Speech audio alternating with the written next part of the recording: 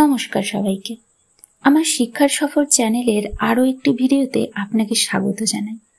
আশা করি আপনারা সবাই খুব ভালো আছেন।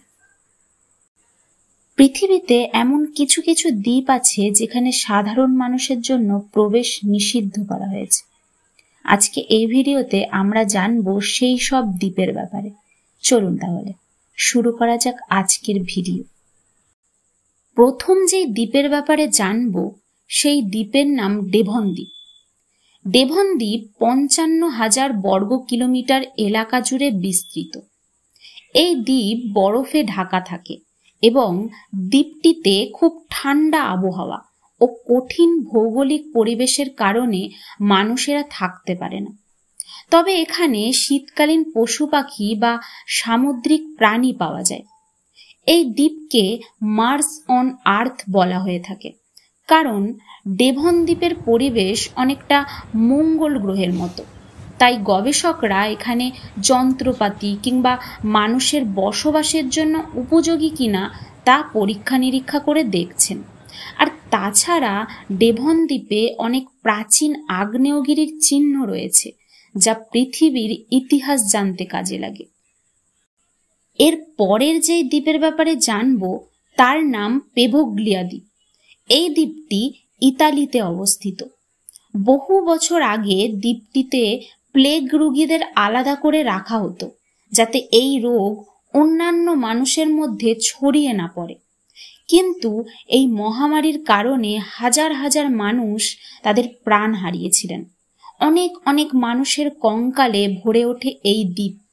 শেষে দ্বীপটি পরিণত হয় এক মৃত্যুপুরীতে। তারপর 1922 সালে মানসিক হাসপাতাল তৈরি করা হয়। কিন্তু এই হাসপাতালে যারা কাজ করতেন তারা নাকি মাঝে মাঝেই ভৌতিক কিছুর অনুভূতি পেতেন। একদিন হাসপাতালেরই পরিচালক এই হাসপাতালের ছাদ থেকে ঝাঁপ দিয়ে আত্মহত্যা করেন। এরপর এই হাসপাতাল বন্ধ করে দেওয়া হয়। দ্বীপটিতে বর্তমানে আর কোনো সাধারণ মানুষকে প্রবেশ করতে দেওয়া হয় না। তৃতীয় দ্বীপ হল সুরটসি দ্বীপ। এই ছোট দ্বীপটি আইসল্যান্ডের দক্ষিণ দিকে অবস্থিত।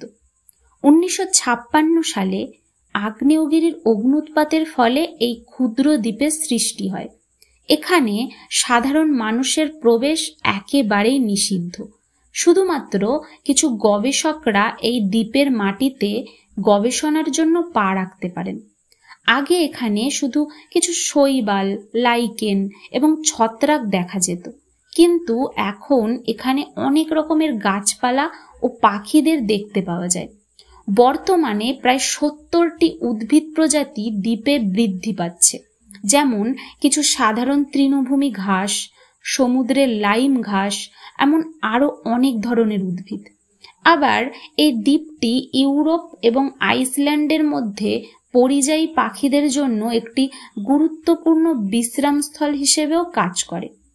সামুদ্রিক প্রাণীর মধ্যে রয়েছে স্টারফিশ, লিম্পেট এবং বিটল ও মাকড়সার মতো অমেরুদণ্ডী প্রাণীদেরও অস্তিত্ব পাওয়া যায়।